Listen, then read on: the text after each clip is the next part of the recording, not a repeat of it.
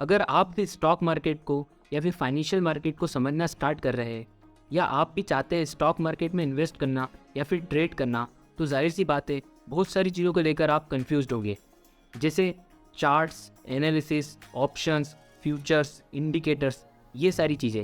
आप भी सोचते होंगे कि क्या आपको ये सारी चीज़ें सीखना होगी या फिर इनमें से वो कौन कौन सी चीज़ें हैं जो आपके काम की है, और इन सारी चीज़ों को सीखने की शुरुआत कहाँ से की जाए, क्या सिस्टमेटिक स्ट्रक्चर, क्या सिस्टमेटिक अप्रोच फॉलो की जाए इन सारी चीज़ों को सीखने के लिए। तो इन सारे कन्फ्यूजन्स को ओवरकम करने के लिए है ये वीडियो। सिर्फ 2 steps to approach the stock market. Yes, simple, but yes, not that easy. तो मेरा नाम है मीत जोशी और आइए वीडियो स्टार्ट करते हैं। तो जब मैंने स्टॉक मार्केट या फाइनेंशियल मार्केट को समझना स्टार्ट किया था तो मैं भी बहुत कंफ्यूज रहता था, क्योंकि है ही इतनी सारी चीज़ें स्टॉक मार्केट में। और अगर यूट्यूब पे आप समझना चाहोगे या फिर गूगल पर डायरेक्ट सर्च करके अगर समझ जाएंगे तो है ही इतनी सारी चीज़ें, इतने अलग अलग वीडियो आ जाएंगी कि आपको समझ ही नहीं पड़ेगा कि स्टार्ट कहाँ से किया जाए, क्योंकि नाम ही इतने प्रकार के आते हैं। इक्विटी मार्केट, कमोडिटी मार्केट, फिर आ जाएगा आपके ऑप्शंस, फ्यूचर्स, ये सारी चीज़ें क्या है। फिर कोई आपको बोल देगा टेक्निकल एनालिसिस, फंडामेंटल एनालिसिस, फिर उसके बाद इंडिकेटर, चार्ट्स, रेशियोज़, ये सारी चीज़ें है क्या। तो कन्फ्यूजन बहुत होता था और मुझे भी बहुत होता था कन्फ्यूजन्स, और मे भी आपको भी बहुत कन्फ्यूजन होता होगा। तो इस वीडियो में हम फॉलो करेंगे 2 स्टेप अप्रोच, जिससे स्टॉक मार्केट को इन 2 स्टेप्स को फॉलो करके आप स्टॉक मार्केट को बहुत इजीली अप्रोच कर सकते हैं। तो पहली स्टेप है असेसमेंट और दूसरी स्टेप है इंस्ट्रूमेंट्स। तो असेसमेंट में हम ये समझेंगे कि स्टॉक मार्केट या फिर कोई भी मार्केट को अप्रोच करने के लिए पॉइंट ऑफ व्यू कैसे बनाया जाए। पॉइंट ऑफ व्यू बनाना मतलब अगर आज आप टाटा मोटर्स का शेयर देख रहे हैं तो आपका कुछ पॉइंट ऑफ व्यू होना चाहिए उसके अंदर, कि टाटा मोटर्स का शेयर आने वाले 1 साल में या आने वाले 6 महीने में या आने वाला हो सकता है 1 घंटे में बढ़ेगा या घटेगा, या जहाँ पे है वहीं पे रहेगा, या थोड़ा बढ़ेगा या थोड़ा घटेगा। तो इस प्रकार का जो पॉइंट ऑफ व्यू है वो कैसे बनेगा, तो ये हम समझेंगे असेसमेंट से। और सेकंड चीज़ है, सेकंड स्टेप है इंस्ट्रूमेंट। अब अगर मान लो आपने पॉइंट ऑफ व्यू बना लिया या असेसमेंट कर लिया कि हाँ टाटा मोटर्स का शेयर बढ़ेगा, आने वाले 1 महीने में टाटा मोटर्स का शेयर 10% बढ़ेगा, एक एग्जाम्पल के तौर पे ले लेते हैं। तो अब आप करोगे क्या, मतलब करना क्या है। बढ़ेगा ये तो आपने सोच लिया, पर अब आप क्या चीज़ यूज़ करेंगे जिससे आप स्टॉक मार्केट में एंट्री ले पाए। यानी टाटा मोटर्स का शेयर खरीदना है आपको, या आप और भी बहुत सारे इंस्ट्रूमेंट्स हैं जिनका आप यूज़ कर सकते हैं, कि आपको ऑप्शंस खरीदना है या आपको फ्यूचर्स खरीदना है टाटा मोटर्स के, या और भी कुछ, अगर अपन और कुछ इंस्ट्रूमेंट की बात करेंगे अगर, तो वो भी। तो ये 2 स्टेप्स है और ये बहुत मेजर स्टेप्स है।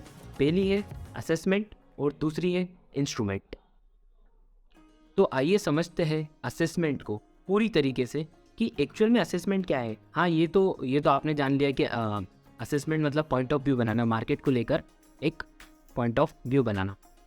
पर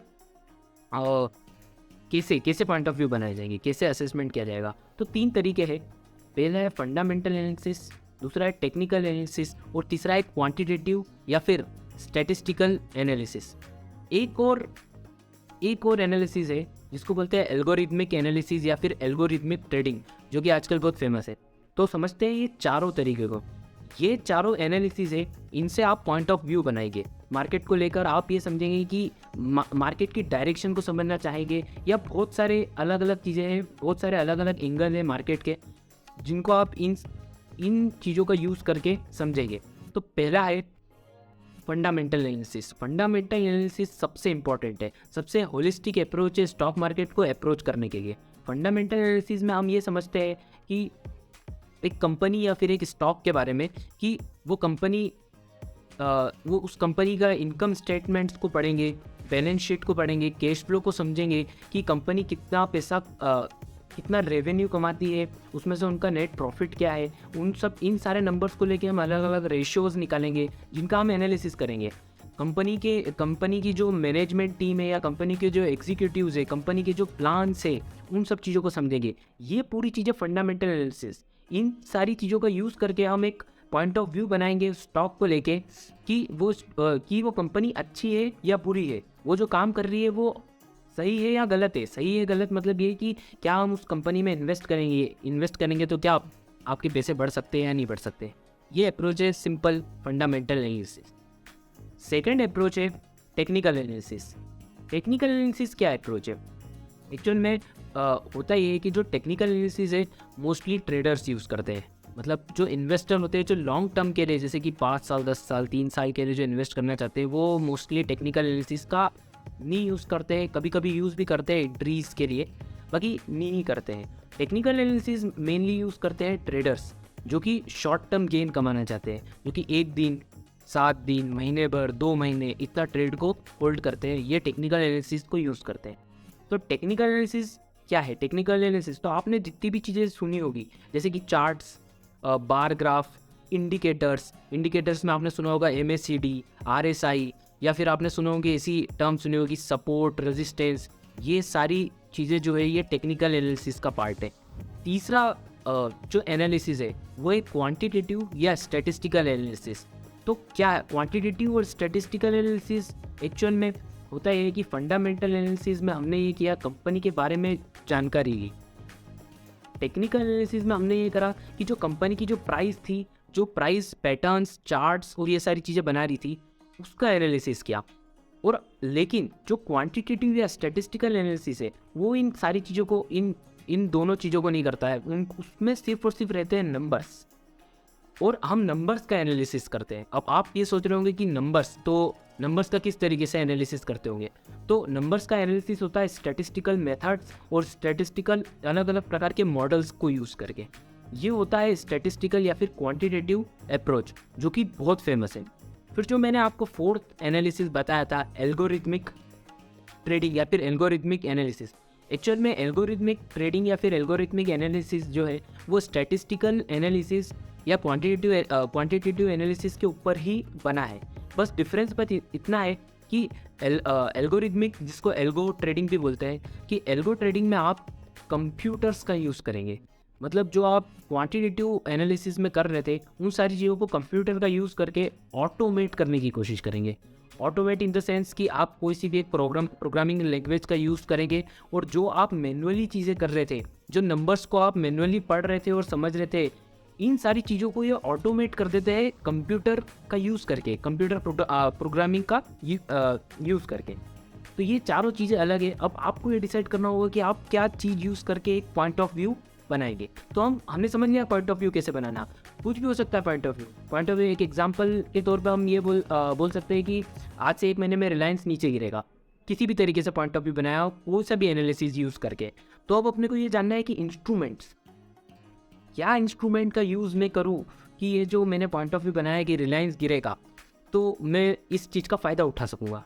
तो चलिए अब समझते हैं इंस्ट्रूमेंट के बारे में थोड़ा डीपली। ठीक है, तो इंस्ट्रूमेंट क्या क्या है? आपने जितनी भी ये चीज़ें सुनी होगी, ये सारे इंस्ट्रूमेंट है। Equity, commodity, mutual fund, futures, options, ये सारी चीज़ें इंस्ट्रूमेंट है। मैं उन सारी चीज़ों को इंस्ट्रूमेंट बोल रहा हूँ।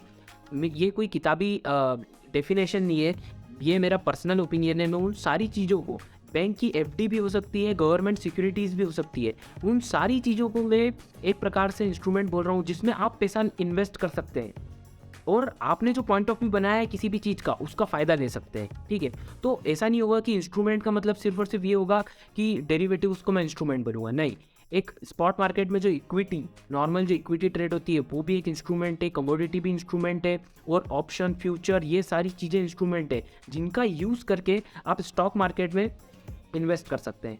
तो टाइप्स के बारे में तो मैंने आपको ये बताया कि ये सारे जो टाइप्स है, ये टाइप्स हैं। ठीक है, तो इनके बारे में आपको समझना होगा। मैं आपको जैसे बताता हूँ कि इक्विटी मतलब क्या है। तो इक्विटी मतलब कुछ नहीं है कि अगर एक कंपनी जब लिस्ट होती है, उसकी जो प्राइस ट्रेड होती, मतलब स्टॉक एक्सचेंज पे जब ट्रेड होती है, तो जब वो ट्रेड होती है, यही इक्विटी मार्केट है। जब आप कंपनी के शेयर्स खरीदते हैं, मतलब आप कंपनी की इक्विटी खरीद रहे हैं, मतलब कंपनी का 1% हिस्सा खरीद रहे हैं, ये इक्विटी मार्केट है। अब कमोडिटी मार्केट क्या है? तो कमोडिटी मार्केट बिल्कुल डिफरेंट है। कमोडिटी मार्केट असल में ये है कि आप कमोडिटीज़ खरीद रहे हैं। कमोडिटीज़ मतलब ये हो सकता है किसी प्रकार के प्रीशियस मेटल्स हो सकते हैं, या फिर किसी प्रकार की दूसरी चीज़ें, बहुत सारी अलग अलग चीज़ें भी है जो ट्रेड होती है। फिर उसके बाद दूसरी अब आ जाती है बात डेरिवेटिव्स पे। आप ये सोच रहे होंगे कि अब डेरिवेटिव्स क्या चीज़ है। डेरिवेटिव्स मोस्टली कमोडिटीज़ और फ्यूचर्स और जैसे फॉरेक्स इनकी प्राइस से ही डिराइव होके डेरिवेटिव्स बनते हैं। जैसे फ्यूचर्स, ऑप्शंस, ये सारी जो चीज़ें हैं ये है आपके डेरिवेटिव्स, ठीक है। ये भी इंस्ट्रूमेंट के ही टाइप है। फिर आ जाता है जैसे कि बैंक की FDs, government bonds, government securities. ये सारी चीज़ें भी समझने लायक है, क्योंकि अगर आप बैंक के एफडी में अगर इन्वेस्ट कर रहे हैं, मतलब आप इंटरेस्ट कमाना चाहते हैं। अगर आप गवर्नमेंट बॉन्ड्स में या गवर्नमेंट सिक्योरिटीज़ में इन्वेस्ट कर रहे हैं, तो आप जो इंडियन गवर्नमेंट आपको इंटरेस्ट दे रही है, आप उसमें से पैसा कमाना चाह रहे हैं। आप अगर ETF में इन्वेस्ट कर रहे हैं, तो ETF भी बहुत प्रकार के होते हैं। आप अगर म्यूचुअल फंड में इन्वेस्ट कर रहे हैं, तो हो सकता है आपको म्यूचुअल फंड के बारे में तो पता ही होगा।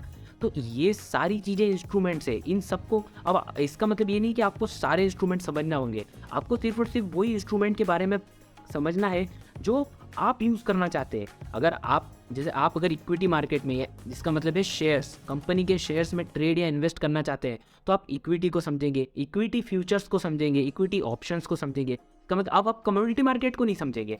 तो ये आपको डिसाइड करना पड़ेगा कि आपको किन इंस्ट्रूमेंट्स का काम है। सारे इंस्ट्रूमेंट समझ के भी स्टार्टिंग में आप क्या करेंगे, जैसे बेसिक अंडरस्टैंडिंग तो सभी चीज़ों की होना ही चाहिए, पर मैं आपको बता रहा हूँ कि आपको स्टार्टिंग कहाँ से करना है। तो ये है इंस्ट्रूमेंट्स। तो अब हमने समझ लिया, दोनों स्टेप समझ ली कि असेसमेंट यानी पॉइंट ऑफ व्यू बनाना क्या है, और इंस्ट्रूमेंट मतलब उन सारी चीज़ों के बारे में जिनसे हम इन्वेस्ट कर सकते हैं या ट्रेड कर सकते हैं। तो अब बात यह है कि अब यहाँ से क्या करें, अब यहाँ से क्या फॉलो किया जाए। तो मेरे हिसाब से फॉलो ये करना होगा आपको कि आपको ये समझना पड़ेगा कि असेसमेंट आपको किस प्रकार के करना है, आपकी पर्सनल चॉइस के हिसाब से, और आपको इंस्ट्रूमेंट कौन से चुनना है, कौन से इंस्ट्रूमेंट्स आपको ज़्यादा फ़ायदा पहुंचाएंगे, या कौन से इंस्ट्रूमेंट्स आपकी पर्सनल मतलब जो आपकी पर्सनैलिटी है उसको सूट करेंगे, उसके हिसाब से आपको वो चुन के आपको करना ये होगा। मेरे हिसाब से आपको यूट्यूब वीडियोस बिल्कुल आप फॉलो कर सकते हैं, लेकिन यूट्यूब वीडियोस में भी आप मतलब क्विक हैक्स को फॉलो नहीं करते हुए, जैसे क्विक हैक्स मतलब ये नहीं कि ऐसे वीडियोस आप देखें कि बैंक निफ्टी में 9:30 बजे की स्ट्रेटेजी, आधे घंटे में ट्रेड करो और दिन के 2000 रुपये कमाओ। ये सारे जो है ये क्विक हैक्स है। फिर आप बुक्स पढ़ सकते हैं बहुत सारी। फिर आप एक ज़ीरोधा की मॉड्यूल्स है वार्सिटी करके, वो उन सबको फॉलो कर सकते हैं। मैं इन सब चीज़ों की लिंक डिस्क्रिप्शन में दूंगा, जो मुझे रिसोर्सेज बहुत अच्छे लगते हैं उन सब चीज़ों की। इसी के साथ वीडियो एंड करते हैं। अगर आपको वीडियो अच्छा लगा हो तो आप लाइक करिएगा और सब्सक्राइब करिएगा।